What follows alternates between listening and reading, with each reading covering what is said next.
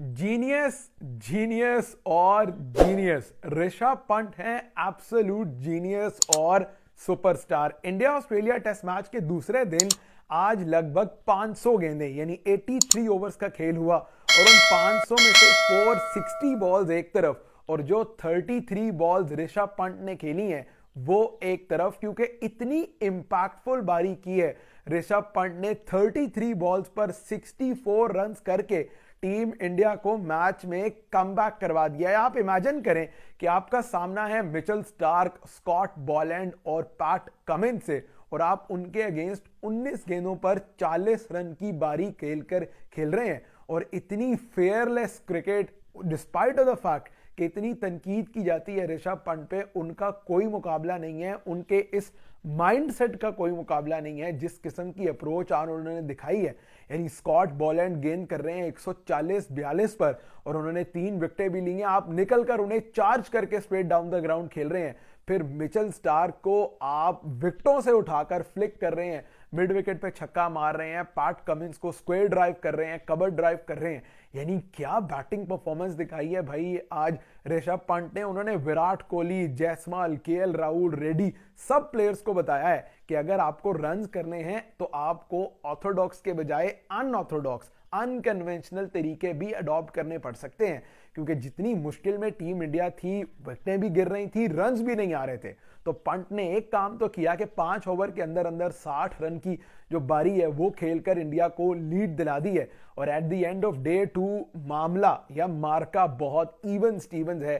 Sydney में आज दिन का आगाज किया ऑस्ट्रेलिया ने 1 विकेट के नुकसान पर और उसके बाद इंडिया की बॉलिंग आज बहुत एक्यूरेट और बहुत डिसिप्लिन्ड रही। यानी 185 करने के बाद सबको ये लग रहा था कि ये रन्स कम है, लेकिन पाकिस्तान के ex fast bowler Mohammad Asif का मैंने कल बयान पढ़ा, उन्होंने कहा कि इंडिया ने कुछ 60-70 रन ज्यादा कर लिए हैं, ऑस्ट्रेलिया ने ज्यादा रन जो है वो कंसीड कर दिए और वही हुआ। यानी 185 इंडिया ने किया और 181 पे ऑस्ट्रेलिया को ऑल आउट किया। और उसमें भी आपको क्रेडिट देना होगा, जिस तरह वेबस्टर ने रन किए, जिस तरह नीचे से आके एलेक्स कैरी ने रन किए, वरना ऑस्ट्रेलिया 140-150 तक भी नहीं पहुंच पाता। जिस किस्म की इंडिया ने बॉलिंग परफॉर्मेंस दिखाई है, सिराज वॉज एक्सेप्शनल, उन्होंने ट्रेविस हेड को भी आउट किया, कॉन्स्टेस को भी आउट किया।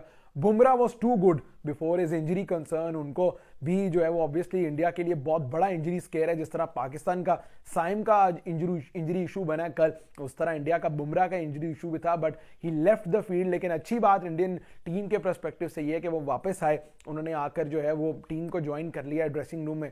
फिर कृष्णा ने बड़ी जबरदस्त बॉलिंग की है। इतना आसान नहीं होता जब आप एक इतने हाई वोल्टेज मैच में आकर टीम के लिए खेल रहे हैं और टीम को रिप्रेजेंट कर रहे हैं।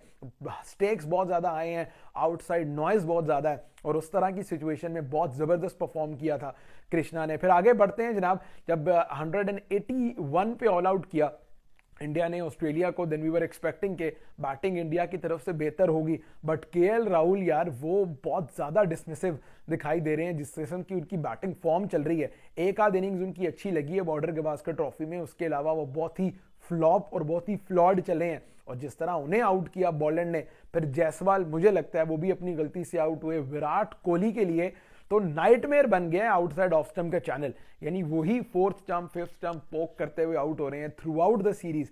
एक ही जगह अगर इतना बड़ा प्लेयर आउट हो रहा है तो कहीं ना कहीं लग रहा है कि मेंटल ब्लॉकेज है, कहीं ना कहीं लग रहा है कि साइकोलॉजिकल फैक्टर जो है वो विराट कोहली पे छाया हो। बट उसके बाद जैसी पार्टनरशिप बिल्ड की, जिस तरह की बैटिंग की ऋषभ पंत ने, अब आपको एक चीज समझने की जरूरत है कि आप एक प्लेयर हैं, अपने नेचुरल तरीके से खेलते हैं, बट जब आप पर उस नेचुरल तरीके से खेलकर आउट होने का प्रेशर होता है ना, तो कोई जितना बड़े से बड़ा जीनियस भी हो जाए ना, वो यही कहता है यार अब चलो मैं तरीका चेंज करता हूं, मैं कन्वेंशनल तरीके से खेलता हूं।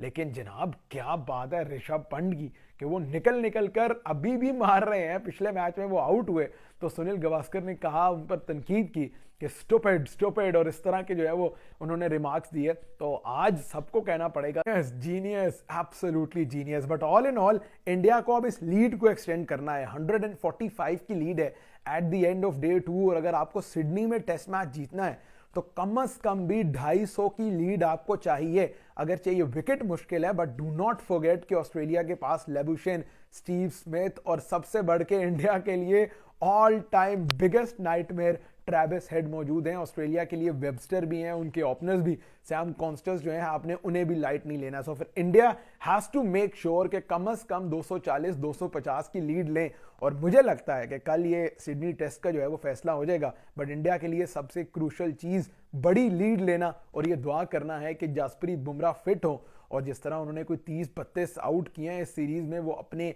बॉलिंग फॉर्म और बॉलिंग जो है उसको स्ट्रेंथ को कंटिन्यू करके इंडिया को बॉर्डर गवास्कर ट्रॉफी रिटेन करवाएं।